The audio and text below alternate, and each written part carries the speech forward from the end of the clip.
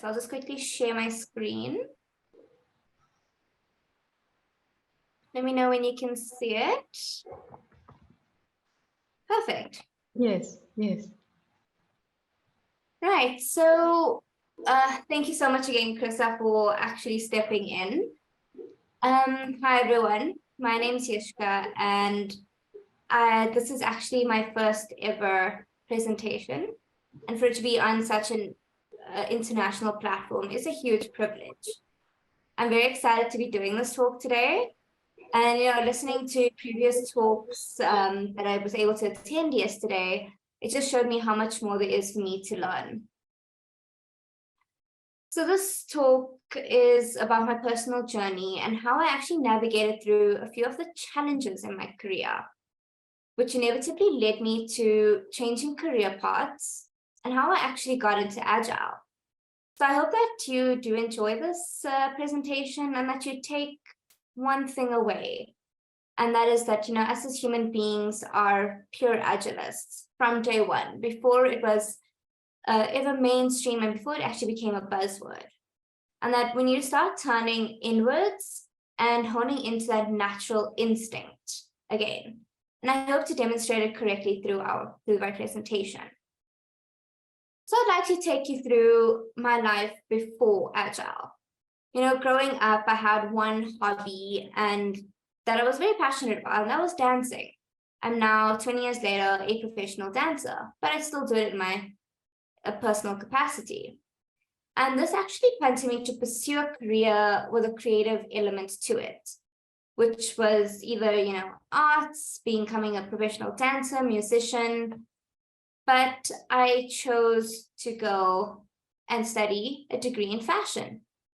And in my final year, I was at the crossroads of deciding what I actually wanted to do. And, in Hinduism, we have castes, and these castes were determined by our ancestors and their trades. So mine was of shoemaker. So I made the tough decision and I decided to follow my father's and my ancestors' footsteps and become a retail buyer. To put into perspective, my dad, he owned a shop and he sold shoes. So as South African, my job choices were very limited, but I did get a job in an iconic South African mega house that unfortunately does not exist anymore due to COVID-19. Retail buying was the perfect job for me though, now looking back, because it combined creative elements and logic. And by this, I mean I had the freedom to design and buy into a range that I believed in for the South African market that was backed by data, analytics, and trend. And by this, I mean, comparing to a European market, for example, South African needs and wants were a lot different. So the company that I was with was a big corporate that was around for over 100 years. But they were struggling financially when I did join, and it did stunt a lot of growth within the company. So I was there for a total of 6 years, and in about my third year, I felt very stifled. My career felt stifled, my life felt monotonous, and there was very limited growth. So I just didn't know what to do because I had no courage in me to actually leave my comfort zone. But in 2019, I took the plunge and I decided to study digital marketing. It was a growing industry and another avenue to actually explore my creativity. And let's be honest, in today's world, post-pandemic, social media is one of the biggest forms of digital marketing. Unfortunately, due to the pandemic, I got retrenched. And this was in August of 2020. And at the time, I viewed it as a setback, but little did I know that it was going to be my Hail Mary and my blessing in disguise, because it really picked me to the deepest end possible outside of my comfort zone. And in that time, so much happened. My life was turned completely upside down my internal agility actually kicked in then, because after I got retrenched, my now husband got a position in a small town, and in a span of 3 weeks, we had to relocate from this big metropolis in South Africa to another small town in another province 3 hours away. And I went along because I know he needed the help and support, but knowing full well that I was going to struggle to find a job in the retail industry, which led to a lot more insecurities. And I struggled for a few months, but I chose to take the opportunity and actually do, upskill myself on a personal level. I, started learning things and doing things that I took for granted while living with my parents, such as doing the, washing, cleaning, cooking, budgeting, and even, doing grocery shopping and putting our needs above our wants.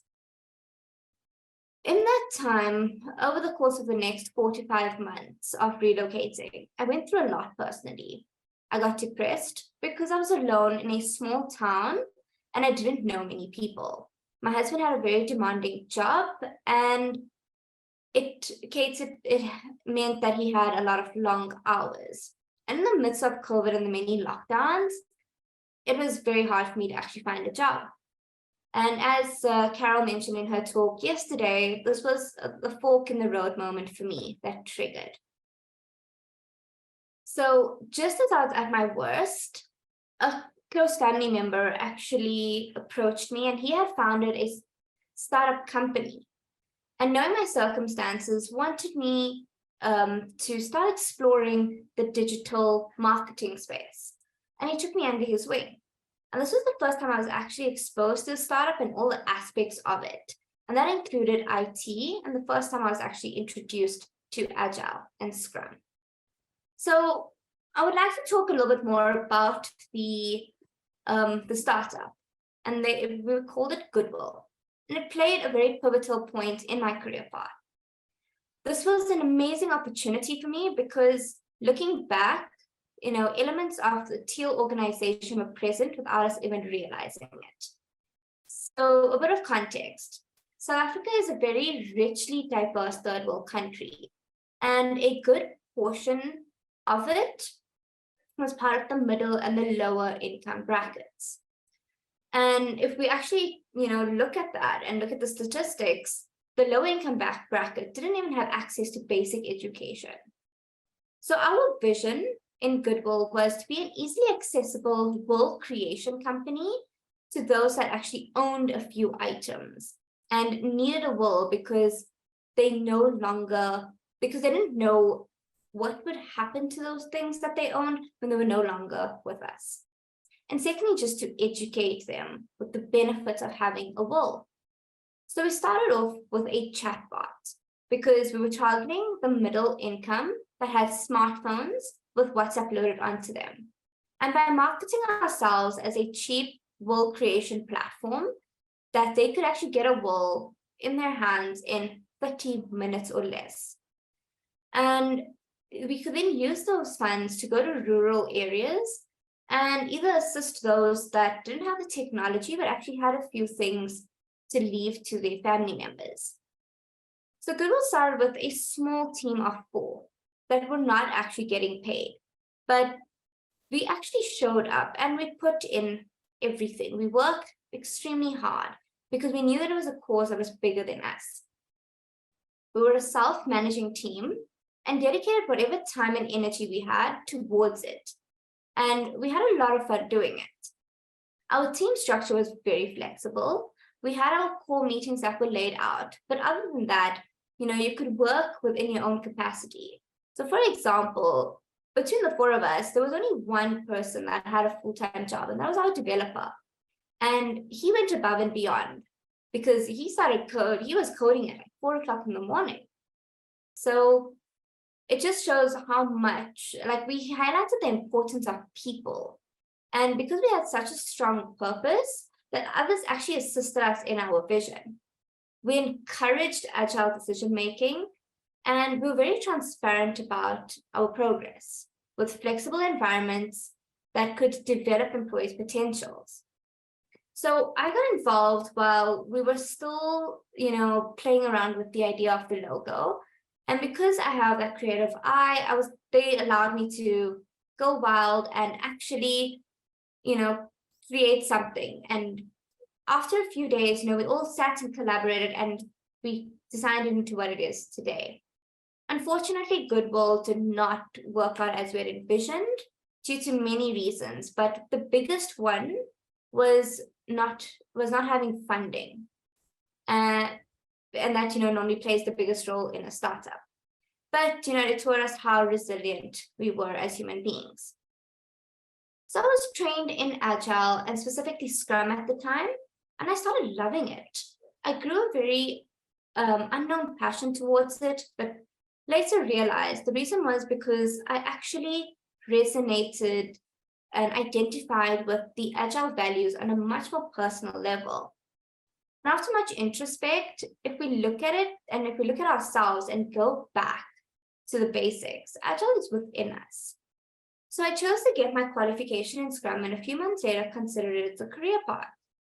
But in the interim, while trying to be a lot more efficient with our digital marketing campaigns and doing a lot of research, I came across something called Agile marketing. So this was, it was perfect for me because it was at that time combining digital marketing or marketing as a whole and Agile. It was two things that I quite enjoyed and it just made sense.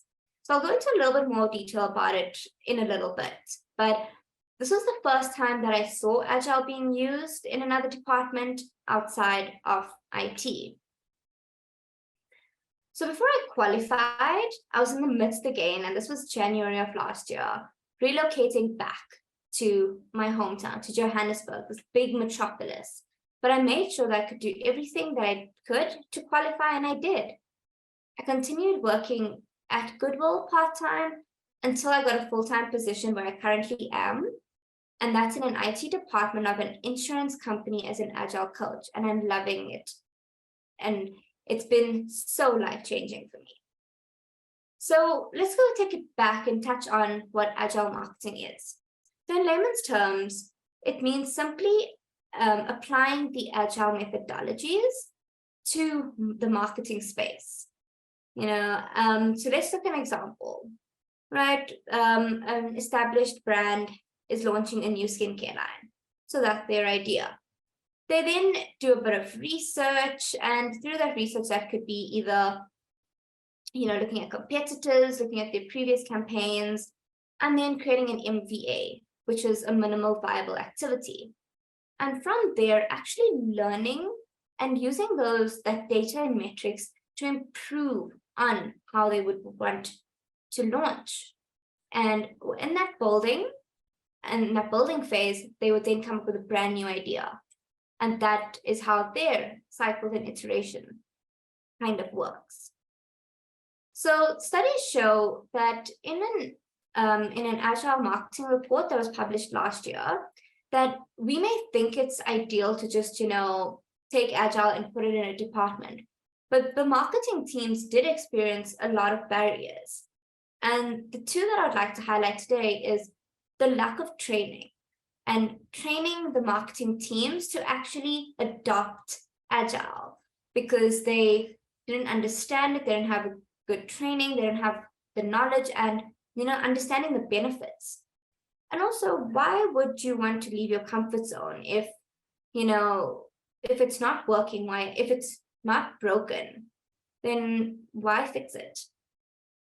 So some of the challenges that Agile marketing teams actually experienced once they adopted Agile was that people would revert back to their old non-Agile ways and how to manage and cater for unplanned work. And this goes directly back to the first barrier, lack of training and knowledge. So if we have to break it down, where is it being used primarily in the marketing space? And, the biggest areas that we can see it being used and it's actually adding benefit is social media with 62%. And if you look at look at the trend, it's content creation, it's website, it's advertising, product marketing, but these all have a digital element.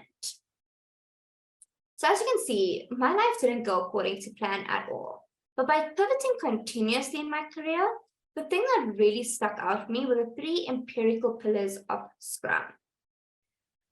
And I noticed how these pillars started playing a massive part in my everyday life without me even realizing it. So our brains use real life data to actually make decisions and not fictitious plans. And this just goes to show that we as humans are pure agilists. Since starting my new position, I started evolving, and the next 3 pillars that I started identifying with were the 3 teal pillars. It allowed me to be true to myself in and out of the workplace, and it created wholeness for me. Achieving this through aligning my purpose and being in a remote position, it encouraged and motivated self-management, because that was the key to a happier work-life balance and being true to myself. So let's look at an everyday example, right? Your morning routine. Your deadline on between a Monday to Friday would normally be start of work, right? So mine typically is 8 a.m., sometimes earlier, sometimes later. But this is how my typical morning would look like. Waking up, brushing my teeth. If my husband's going to the office, making lunch for him, meditating and exercising, then showering, changing, making coffee and breakfast, and then starting up my laptop. And for me, a really important thing is always checking my calendar so that I can plan my day. And if I have a little bit of time, checking emails or watching a YouTube video or reading an article, and then actually start working. But now what happens when you're late? So you overslept and your alarm didn't go off and now you're late, but your deadline still remains the same. So you start prioritizing, and you look at what you normally do and you pick the crucial elements that you need to get done to get your day back on track. So in this process, you've actually inspected and adapted, and this resulted in self-management by prioritizing and establishing the tasks that needed to get done to achieve your goal. So now if we look at software, a GPS system is a navigating software program that you use to get to your destination, which is your goal. And this software will continuously inspect and adapt based on road conditions, traffic, weather, and makes it transparent to you as the user to actually make an informed decision. So before I end my presentation, I would like to just share some insights into a project that I did in my personal life and how using agile methodologies actually allowed me to complete it with ease. And that was planning a Hindu wedding. So a bit of background, I got married in November of last year. And if you're not familiar, Indian weddings comprise of a full week of festivities, as you can see. And I had to plan each and every one, catering, from the catering to decor, location, outfits, guest lists, and all the in-betweens. So I've been planning my wedding since middle of 2020. And initially, this was before I was introduced to Agile. I got a wedding planning book and I started writing everything down that I needed to. But this slowly got very confusing for me, and it started stressing me out because there was not one place that I could actually just look at and really understand where I was at that point in time. So when I officially started planning again, because my wedding got postponed due to another lockdown in our country, I just stopped planning altogether. And when I officially started planning again, this was after I was introduced to Agile. There was a tool that we used to use at Goodwill. And I thought, let me try and actually implement this in this project. And I created a digital wedding planner. So I used the Trello board. And this is exactly what my board looked like in my first stages of actually planning. So it made my planning a lot easier throughout the entire wedding because it was a very visual representation. And I could have different columns, colors, due dates, comments, and there was a lot of transparency between myself and my husband. because we knew exactly what needed to get done, what was already completed, what what was the last minute things that could crop up. And it helped us tremendously. It was there, and it allowed us to easily inspect and adapt leading up to the wedding in the months as well as the days, and to come up with plans B, C, D, E, and it was a lot easier to do so. So as we approached our goal, which was to celebrate a joyous occasion with our friends and family through this wedding, things did change. For example, leading up to the days, we wanted to have a beautiful outdoor wedding, and the week of, the weather was not our friend. It was cold and miserable, and we just had to, inspect and adapt, and we ended up moving our wedding indoors. And Murphy's Law, our wedding day was very beautiful and sunny. So my learnings so far in my journey is that my entire career has been about inspecting and adapting. And the only constant we have is change. We need to stick to our basics and just allow ourselves to evolve from that, because that's our foundation. And if we look at nature, and actually look at cats, they are our true agile beings. So us as humans need to be natural agilists and, go back inward, because we've actually lost touch with it. And we need to learn to adapt and identify when we need to pivot and realign ourselves with the world that we're currently in. Because post-pandemic, it's a very different world before COVID-19. It's been a true roller coaster of a journey for me, but I wouldn't change it for anything. I'm nowhere where I thought I would be, but I'm loving every second of it. So thank you for attending my talk and allowing me to just share the small journey in this ever-growing sector. Thank you, Yashika, very much. Such an inspirational story. Beautiful design as well, reflects your marketing flair very well. You also included real life examples and a love story for us with the wedding. So it's really a very good space that you have brought us in. Thank you for this. And I would like us to start exploring your story, start engaging with it more. And I would like to start by asking you, throughout your story, throughout your life stations, there have been many moments of resilience for you, where you adapted, where you were called in to make a life-changing decision. And in those moments, I would like to ask you, what are your sources of strength, and what is your advice for all of us when we find ourselves in such life-changing moments? Where can we draw for strength? So for me, my strength was my family and my husband, because he really believed in me when I didn't even believe in myself. I didn't know where I would start if it wasn't for him, and actually, pushing me to actually work with my cousin that took me under his wing. I don't think I would actually be where I am today. And it humbles you. It was a very humbling experience, because before I knew what I was doing. I had so many years of experience in the retail industry. And then, just being asked and approached if I would actually like to do something completely different in a completely different industry it was a very humbling experience for me. Thank you. Yeah. Thank you. This brings me very well to the next question that I would like to ask you.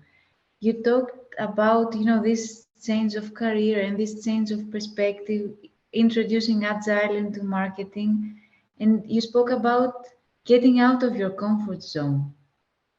How did you experience that in the moments that you were getting out of your comfort zone?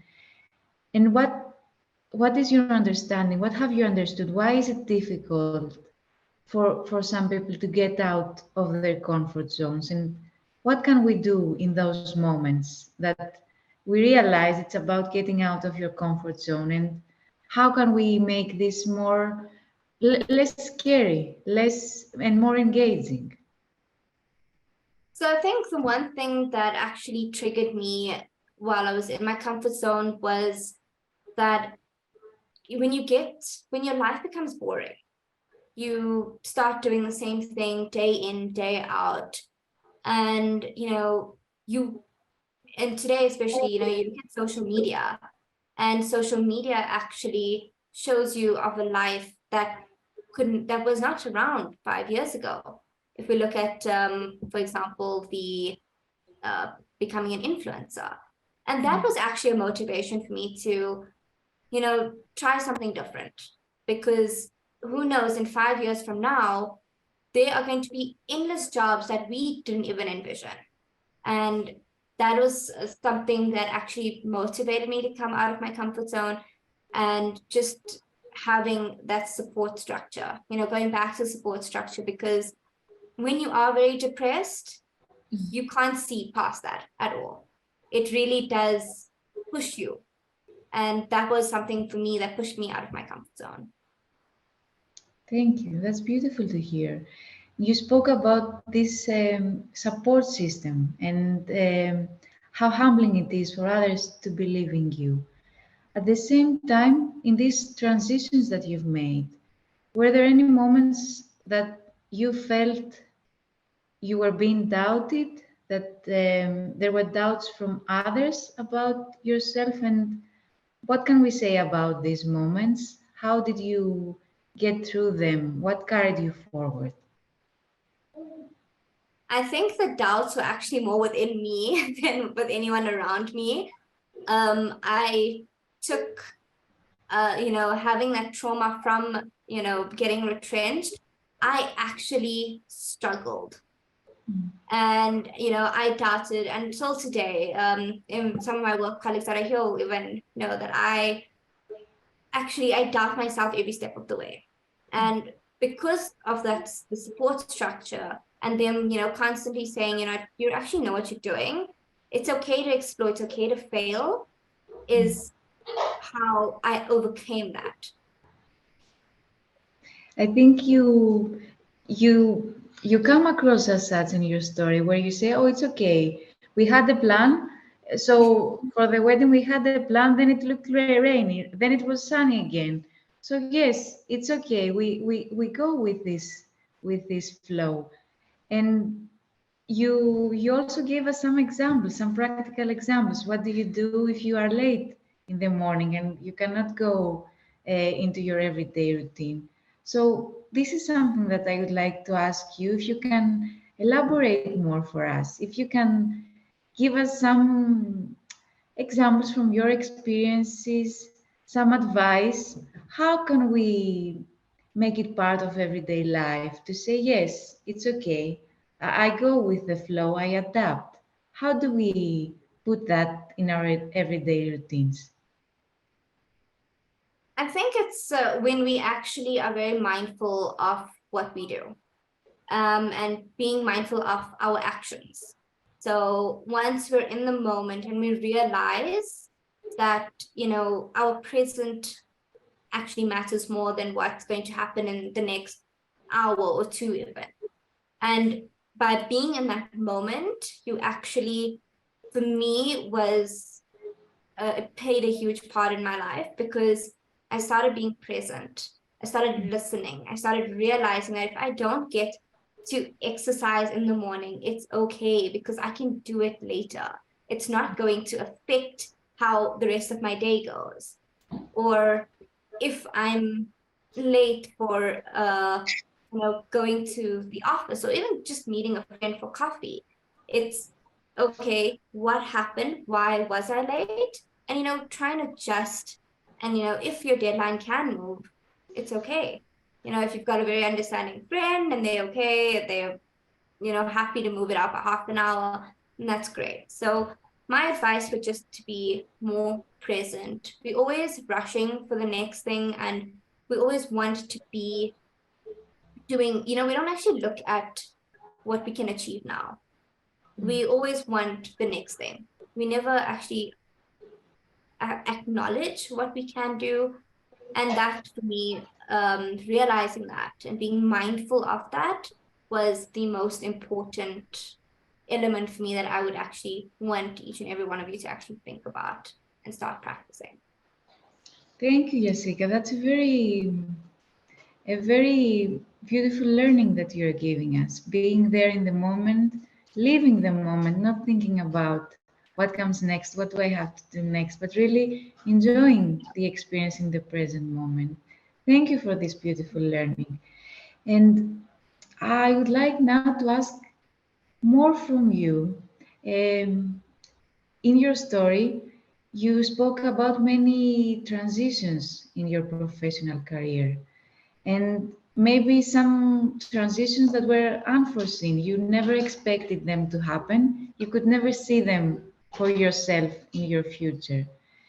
And in those transitions, I would like to ask you how your professional identity developed. You were switching identities and you had to rewrite everything again, over and over again. How was it for you? Can you speak about it in more detail for us? Sure. Um, it was very difficult.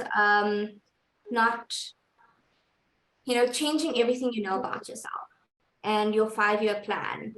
When it comes down to actually needing to change or transition, it's very, very difficult. And I think people don't realize how hard it is to actually take that step to make the change in your life, to actually accept help at times. And when I initially transitioned from, retail buying to actually just relocating, that was, I think, the biggest transition for me personally, because it was a lot of growth in my personal capacity that led to me actually being able to take on more in my professional career. And in these transitions, it actually allowed me to gain more confidence. After going through a slump, I actually started gaining confidence because these, being where I am today, it's shown me that I'm not defined by one thing. If I've studied this particular thing, I'm not defined by it. I'm more resilient than that. Um, I can push myself and do a lot more. So that for me was what I would take away from each and every transition. It's grown me. It's given me thicker skin to actually deal with the transitions going forward. That's very. It's a great reflection for us that our professional identity doesn't define us. We are who we are, and then that can always change. But our core is who we are, not the label that is there at any given point in time. Thank you for that. You speak very much about how Agile speaks to you and how the different principles and the methodologies have become part of your life. And you gave us this example where you applied Agile methodology to plan your wedding. So, for this experience and that example, I'd like to ask you how the others participating in the wedding planning experienced this. How did they feel? How was it for them in their comfort zone? And how this interaction, this exchange between you and the rest of the the people around it, how was it for them? So I think I was that, when I have a project, I actually own it. So I did majority of the wedding planning, with my family. And my husband did all of his pre-functions leading up to the wedding, he planned with his mom. But this really helped, and it made it a much more enjoyable experience for everyone, because being the bride, if you're not calm and if you don't set the tone, then everyone else is all over the show. And by actually using this, it was a quick way for me to reference back to if I needed help with something, or if I needed to answer a question, or if we needed to make changes to, say, a menu, that, it created a lot more calmness, and it was a much more enjoyable experience. And a lot, like I mentioned, apart from the weather, a lot of things did go wrong, in the week of my wedding, but it was okay because I was okay with it. And I wanted it to be, your wedding is not a be all and end all. It's an enjoyable experience. And by actually just letting everyone know that it is what it is, it's fine. If you can't get that particular flower, or get this flower in a certain color, or, create an element that I had initially envisioned, it's okay. So having this tool, and, because like my parents are not, I don't think they would have actually understood using a Trello board, in all honesty. But because I had access to it, my brother had access to it, and so did my husband, it just allowed everyone to know, if they needed any information, it was there. So it was very enjoyable, and it really helped all of us. Thank you. At the end of your story, you talk to us how important it is to become agile, to turn till, especially now that the world of work is changing post-pandemic. Could you share for us some immediate observation? What is different now post-pandemic, and how will an agile till perspective help us engage better in this world of work? So one observation, as I had mentioned initially, was social media. And, because I was at home, I thought, let me give this influencing thing a try. And I didn't really succeed in it, because I just never had the confidence. But looking at how others have made it into such a success for me was incredible to see. And, I'm not, I haven't used Teal. I don't use Teal in my everyday, and I'm still very new to it. But, if you look at something as just being self-organizing, you don't need to always have a self-organizing organization. If you yourself are self-organizing, then that could lead to a self-organizing organization. And also the increase in remote jobs, like this amazing conference, that we have the ability to do it, from the comfort of our home, remote, and actually engage and talk to everyone, around the world. For me, that is a big observation that allows us to actually self-manage ourselves, and gives us a purpose. It gives us a purpose more than just doing our 8 to 5 or 9 to 5. We can work from anywhere in the world. What's stopping us from working in Bali for a few months, or, Switzerland, or, even going back to, for me, with Portugal? Nothing stops us. And for me, these are the amazing opportunities that we are now given, that we wouldn't have had access to pre-pandemic. Let us keep dreaming then. That's what I will keep. Let us keep dreaming. And with that, I would like to ask you, what are some dreams that you have for your future, where you are now? What are some dreams that you have? So I think I've stopped, you know, actually thinking about my future that far in advance anymore, because, looking at my past 3 years, I've been completely changed. Around this time, had I still been in the retail industry, I would have seen myself as, a senior, actually working with a lot more teams, trying different departments. And now, I actually don't have any dreams, in honesty. I just want to see where this roller coaster takes me. If and yeah, it's good to dream. It's good to have those dreams, but I'm actually enjoying being in the present and just taking everything in that I can. This comes across very strongly, and it's really inspiring how you keep coming back to being in the moment, being in this moment, and actually enjoying it, having fun. And then the next step will come, but okay, we are here now. So as we come to the closer of your story, I'd like to ask you what advice you may have for us.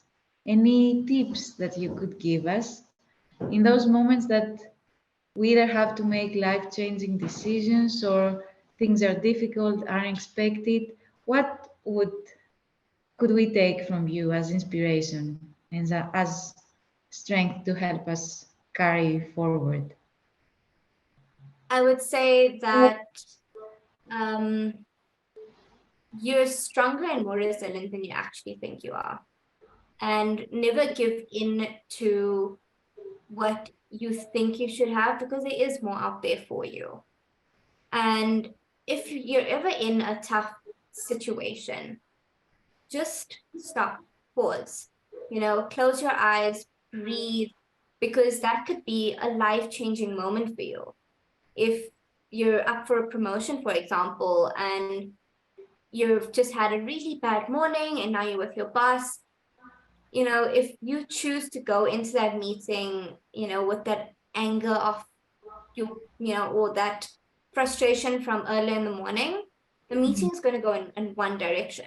But if you actually just stop, pause, and collect yourself, that will actually help you achieve what you want to achieve and will give you the best opportunity and that you could, the best opportunity to getting closer to your goal. Thank you. This advice to pause and collect our thoughts, reflect, is very useful. And I'd like to ask you, how does it work for you? This practice to stop and reflect. Is it something that you do, that you practice, that you started doing after a certain point or event? Is it something that was within you? How do you use this practice in your everyday life? So I actually use it a lot with both in the workplace and out. So an example is if I've had a tough day, my husband's had a tough day, and one small thing like what do you want for dinner can really spark a lot of arguments between you and your partner. But by actually just pausing and just thinking, is this worthwhile having an argument about, or should we collaborate together and actually just have a discussion?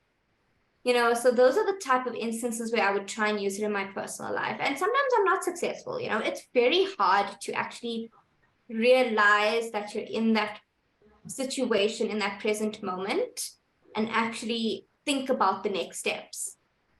But, and doing that in a personal capacity is a lot harder than in the workplace, because in the workplace, you've got a lot more rules and regulations and you want to be professional. But the way that I use it in my work life is if, for example, I've had a really bad morning and, I've got a retrospective with my teams, I will then choose to either push it to later in the day or actually, just postpone it, because I'm acknowledging how I'm feeling and how my emotions will actually affect that particular meeting and the people in it. So by actually doing that, I know that I'm positively affecting a lot of lives. And it may be small, but holistically, it's a very big um, impact. Yes. And if I can continue then in this example from the workplace, you speak about, building bridges with your teams and thinking about their experience. How will they experience the retrospective if I am not into that space? So could you tell us more? What are these ingredients in building bridges with your team through the difficulties? What could you tell us from your experience? To just listen, because by listening, you can actually pick up a lot from the other person that is giving. And even silence, there's a lot to actually hear in silence. We don't know what the next person is going through in their personal lives. We actually just see one face, one persona. But it's, for me, it's actually trying to dig deeper and listen to see what you can pick up on. And that helps sway a lot of conversations, a lot of meetings, and just a lot of, building relationships and those bridges of relationships with my colleagues. Listening is really a precious skill, and I wonder if you have ever found yourself in a situation, in a conversation, in a place or event where you could see that the surrounding, the other person, the other people were not into the listening but more into the speaking. And what would your advice be in such circumstances? What could we do if the others don't seem to be in that space for listening but only speaking?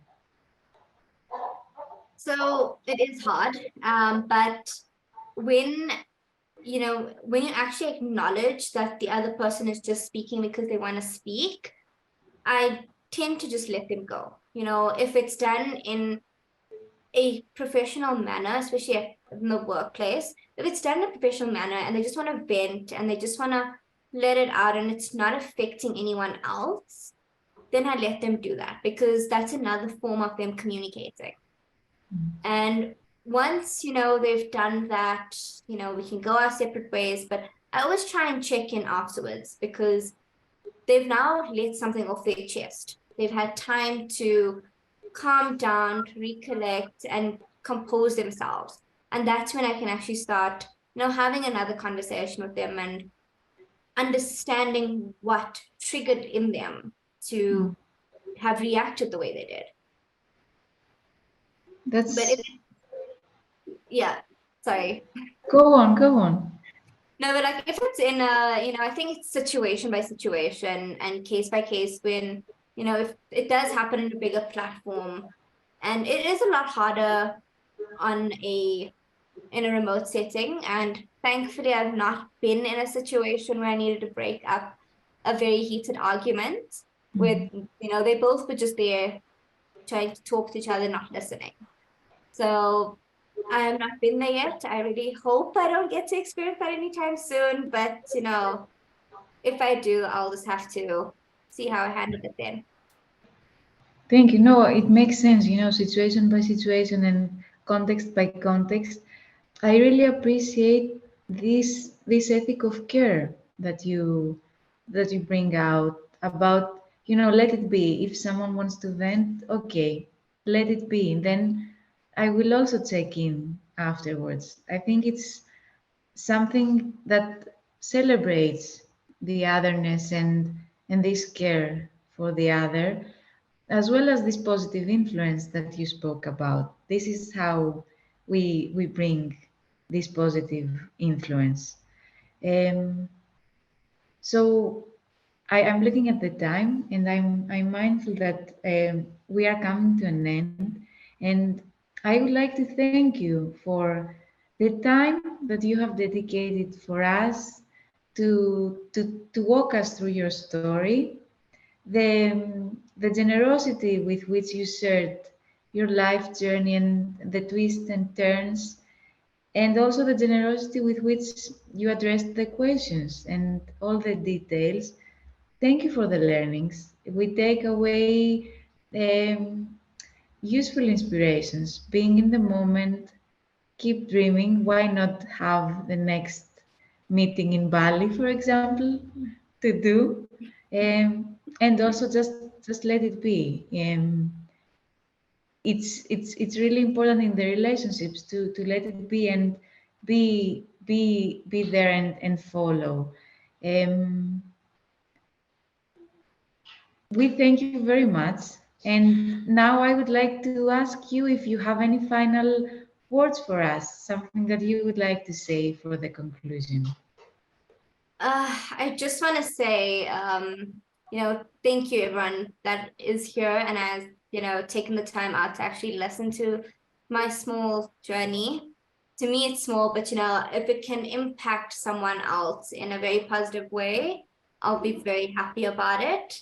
And just being given this opportunity, on such a big platform. I know I'm reiterating what I said in the beginning, but it really is a privilege and an honor because it's very hard to, sometimes in today's situation where, you are remote, to connect with people. There are hardly any conferences at the moment that, locally that you could attend. So, creating this network and actually having the ability to talk has been phenomenal for me.